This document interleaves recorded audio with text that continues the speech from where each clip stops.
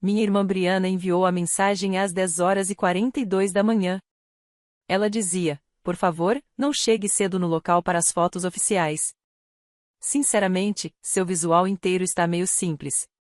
Não combina com a estética de luxo que estou preparando para as revistas. Ela ainda colocou um emoji dando de ombros.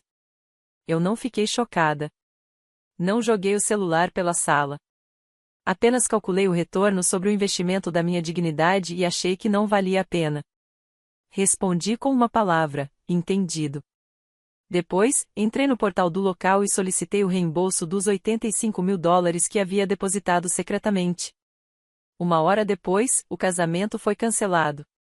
Sentei-me no meu escritório em casa, cercada pelo zumbido silencioso dos meus 2 monitores. Para qualquer um que olhasse meu apartamento, provavelmente parecia simples.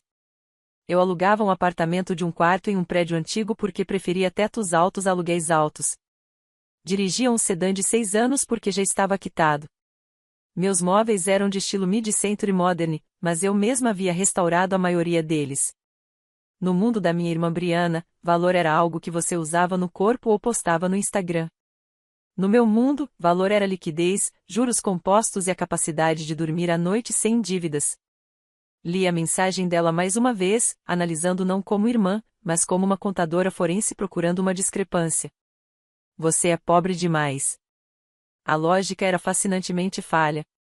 Briana assumia, com a confiança absoluta da filha dourada, que os $85.000 usados para garantir o local dos sonhos haviam vindo dos nossos pais, Kenneth e Patrícia. Ela pensava que eu era apenas uma convidada que podia ser movida para proteger sua estética.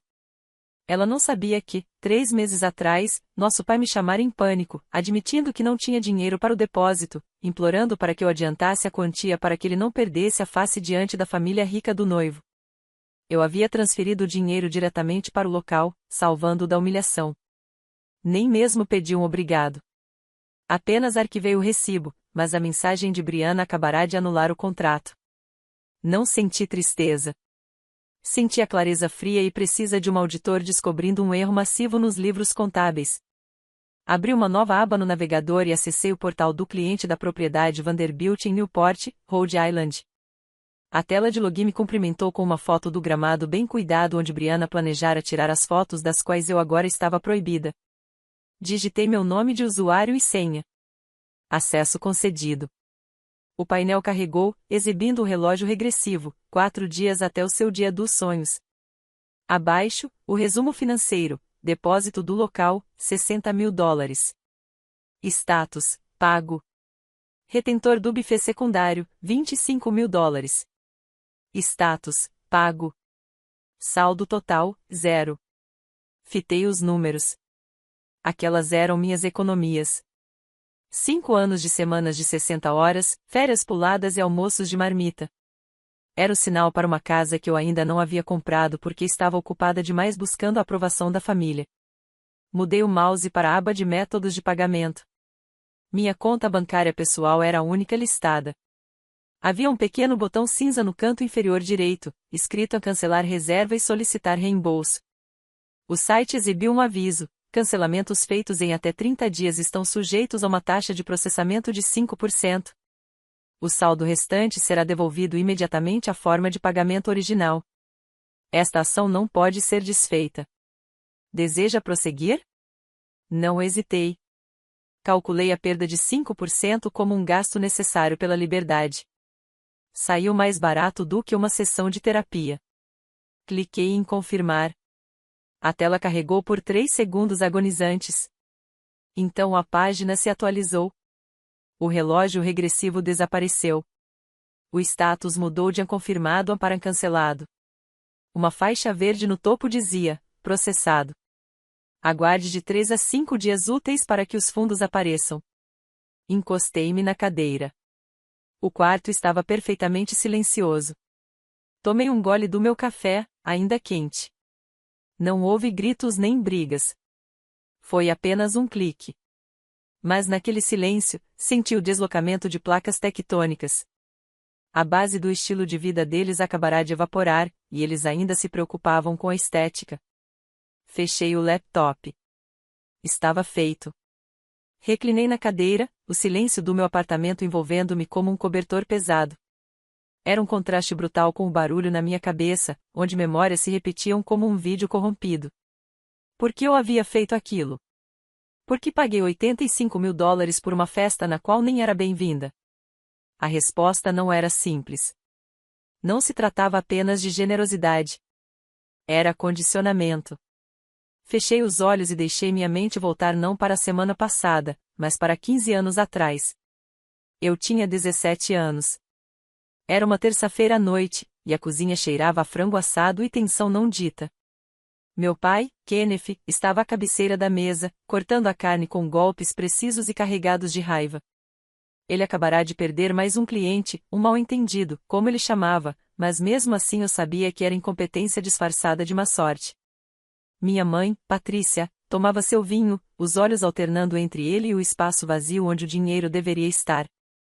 Morgan, meu pai disse, sem levantar o olhar, precisamos falar sobre seu fundo universitário. Lembro do nó frio que se formou no meu estômago. Eu economizava desde os 12 anos, guardando dinheiro de babá, cheques de aniversário, dinheiro das aulas particulares que dava para os vizinhos. Não era uma fortuna, mas era meu plano de fuga. Precisamos pegar emprestado, ele disse. Não era uma pergunta, apenas por alguns meses, para cobrir a hipoteca até que esse novo negócio se concretize. Eu assenti. Claro, assenti, porque, no livro de regras não escrito da nossa família, meu papel era o da financeira. Eu era a prática, a sólida, a que não precisava de roupas novas ou aulas de dança. Meu valor era medido em utilidade. Eu era um ativo a ser aproveitado. Então havia Brianna. Ela tinha 14 anos, sentada à minha frente, beliscando a comida. Acabará de pedir um vestido novo para a primavera, formal, caro e impraticável. Minha mãe sorriu para ela. Claro, querida, você precisa estar à altura. Vai ficar deslumbrante. Essa era a dinâmica. Eu era a sala de máquinas. Brianna era a figura decorativa. Eu mantinha o navio em movimento. Ela o fazia parecer bonito. Eu era elogiada por economizar. Ela era elogiada por existir. Com o tempo, os empréstimos viraram presentes e os pedidos se tornaram exigências, mensalidade da faculdade particular de Brianna porque ela não se adaptaria à pública, entrada para um carro porque a imagem importa na indústria dela. Eu paguei tudo. Paguei porque cada cheque que eu escrevia parecia comprar um bilhete para o amor deles. Pensei que, se eu pagasse o suficiente, se eu resolvesse problemas o bastante, eventualmente eu ganharia o direito de ser valorizada, e não apenas usada. 3 meses atrás, quando meu pai me ligou sobre o local do casamento, a voz dele estava tensa de pânico. A família do noivo, eles são de dinheiro antigo, Morgan. Dinheiro de verdade. Se não garantirmos a propriedade Vanderbilt, eles vão perceber que somos uma farsa. Vão achar que somos, ele nem conseguia dizer a palavra pobres. Por favor, implorou, apenas cuide disso pela família.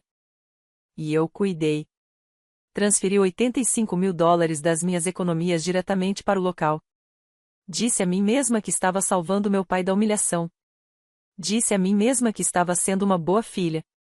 Mas, sentada aqui agora, olhando a confirmação do reembolso na tela, percebi a verdade: eu não estava comprando o amor deles. Eu estava pagando o resgate deles.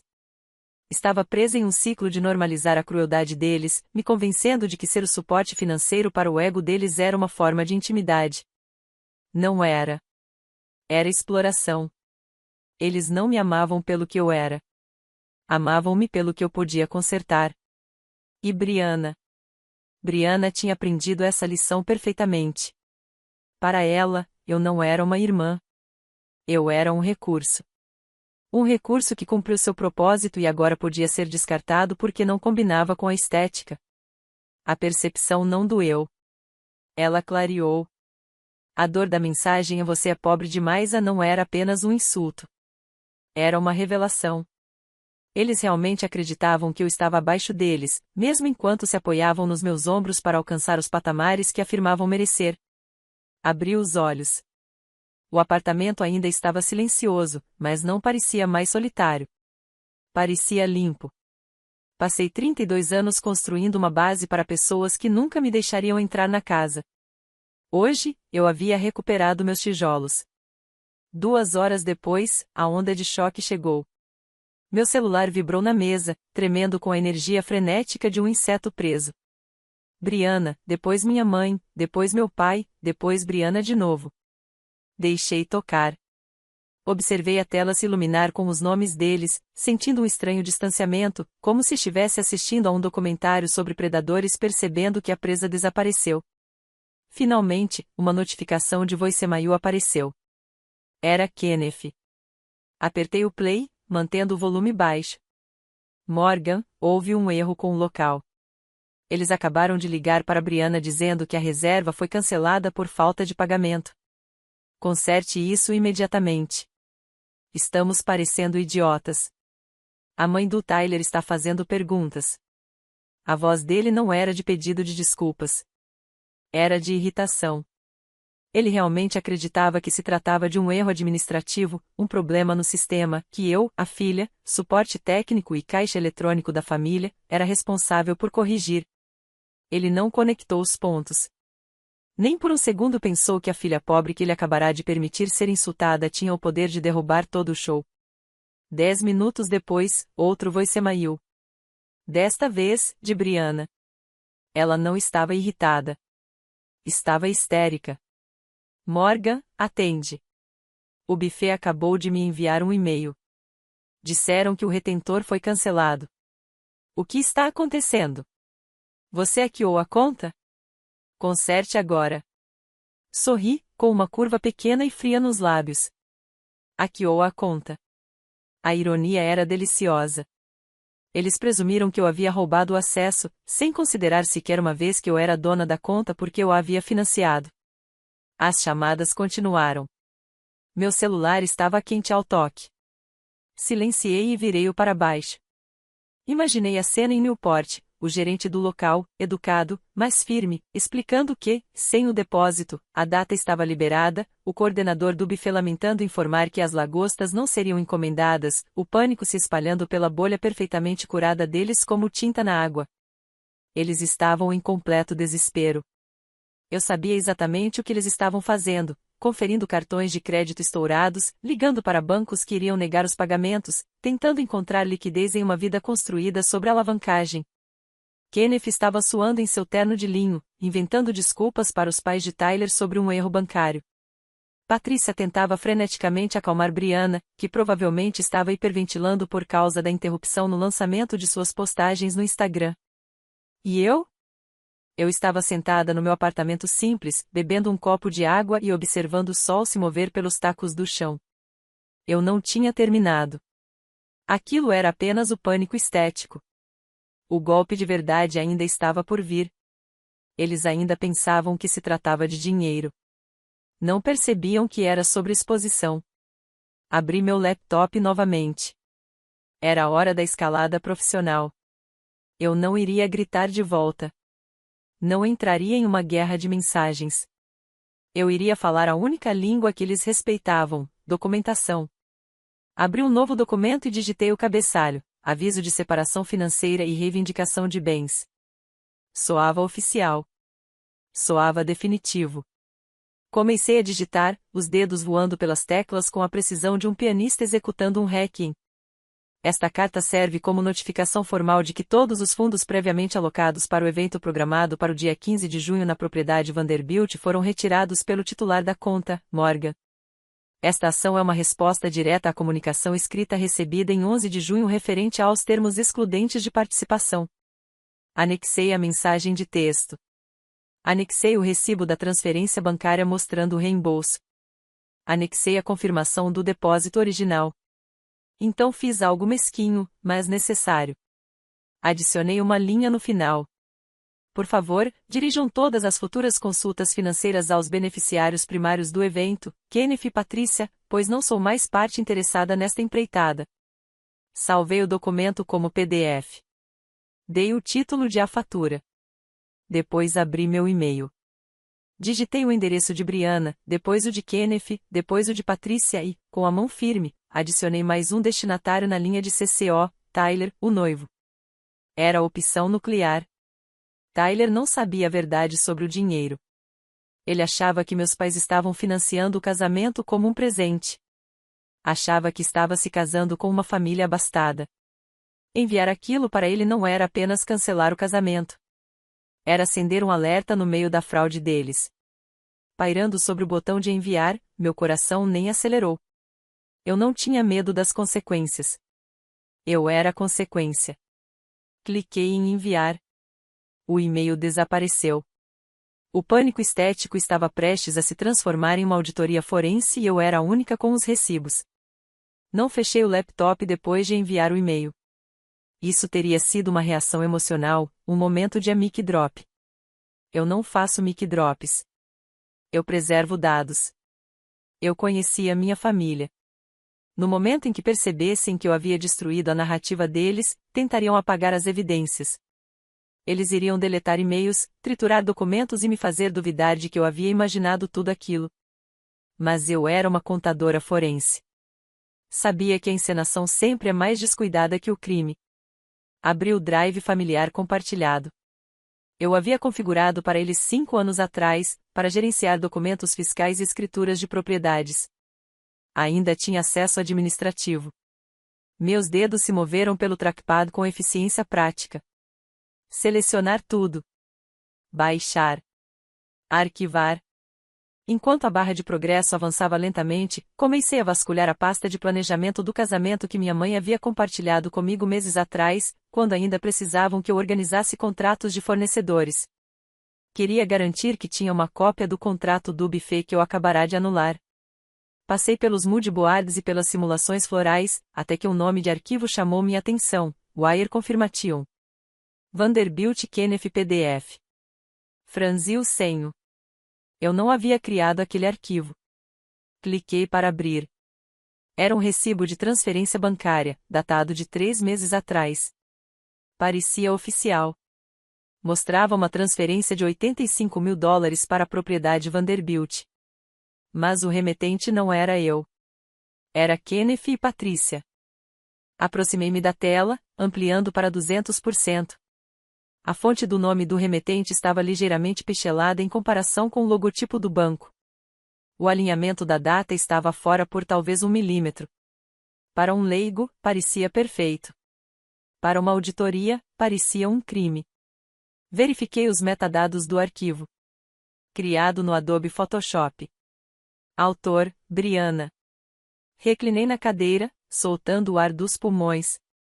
Eles não haviam apenas usado meu dinheiro. Haviam me apagado completamente da transação. Briana havia pegado minha confirmação legítima, photoshopeado os nomes dos nossos pais sobre o meu e salvo como prova da riqueza deles. Mas para quem era isso? O local já tinha o dinheiro. Não importava de quem fosse o nome no recibo. Entrei na caixa de saída do meu pai no servidor compartilhado. Procurei pelo nome do arquivo. Lá estava. Um e-mail enviado 2 meses atrás para Charles Wellington, o pai do terceiro Tyler. A linha de assunto dizia: local garantido. Nosso presente para as crianças. O corpo do e-mail era nauseantemente casual. Charles só queria enviar a confirmação da propriedade. Patrícia e eu estamos animadas em cuidar disso. Queremos que as crianças comecem a vida sem preocupações. Vamos almoçar no clube na próxima semana.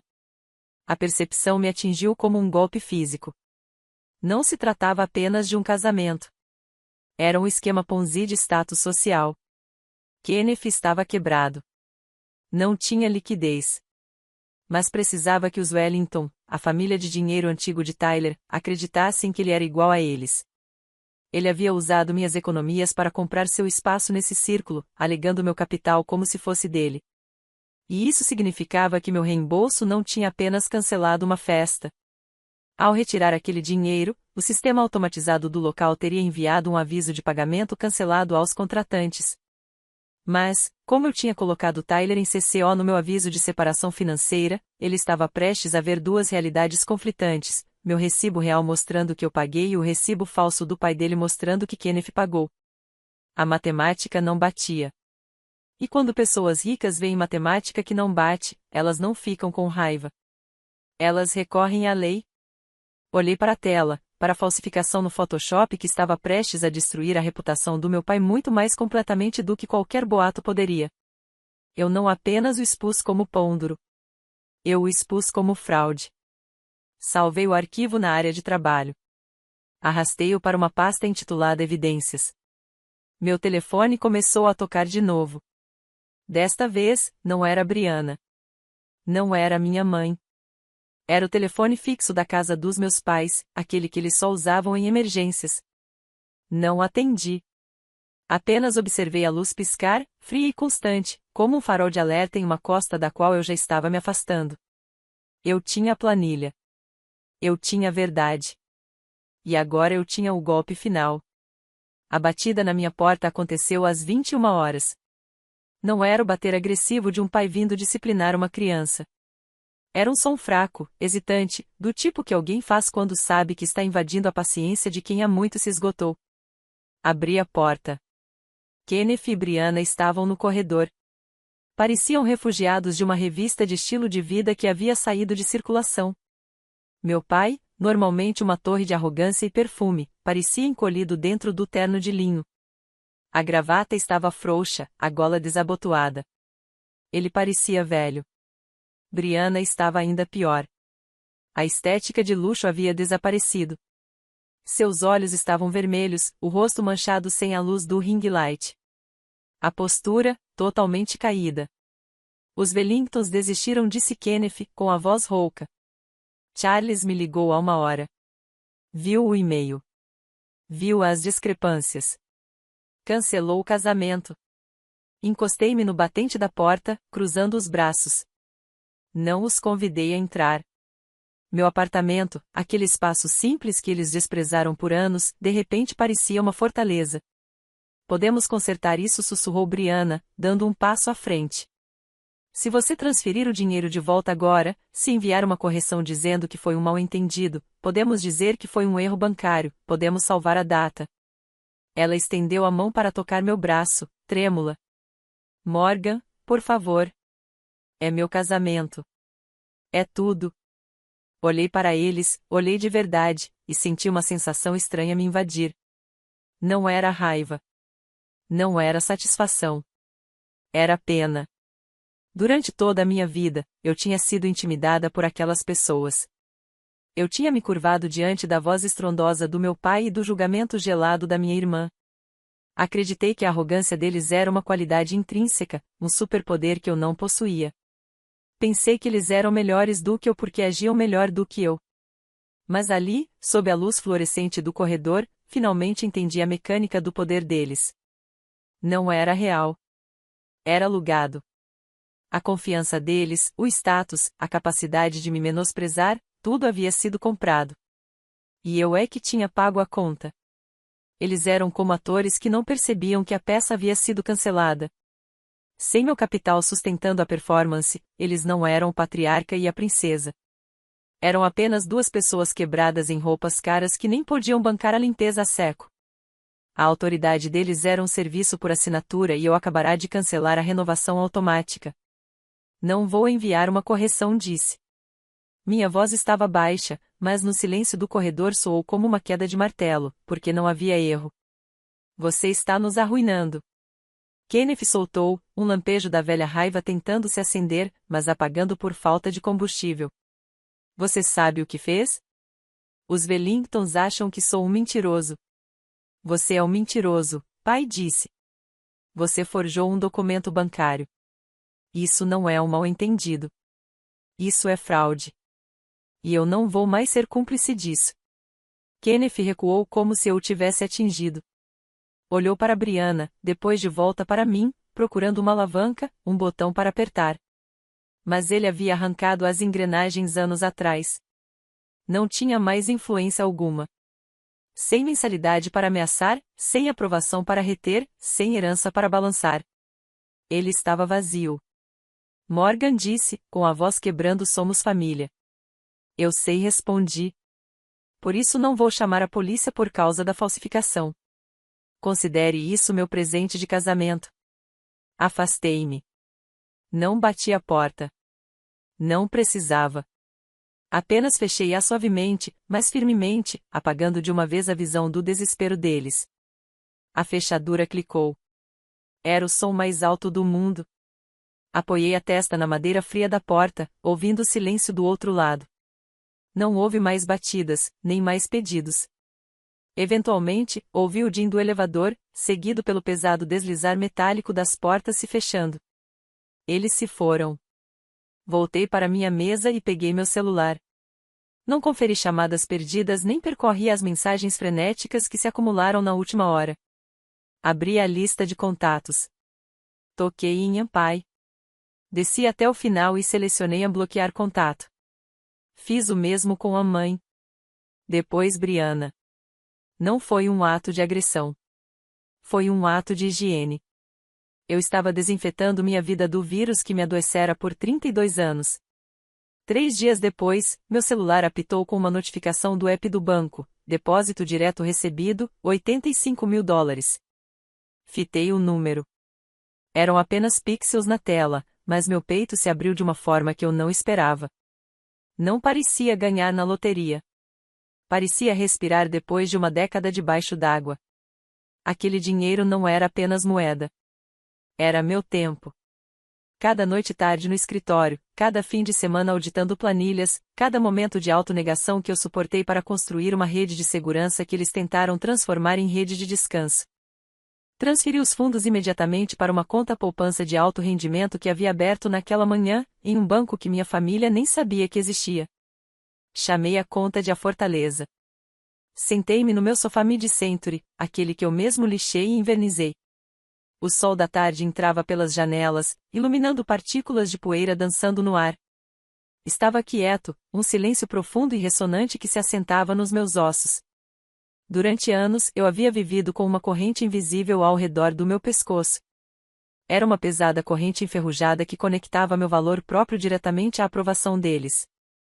Eu pensava que, se puxasse com força suficiente, se carregasse peso suficiente deles, se pagasse suas contas, a corrente se transformaria em um salva-vidas. Pensava que me aproximaria deles.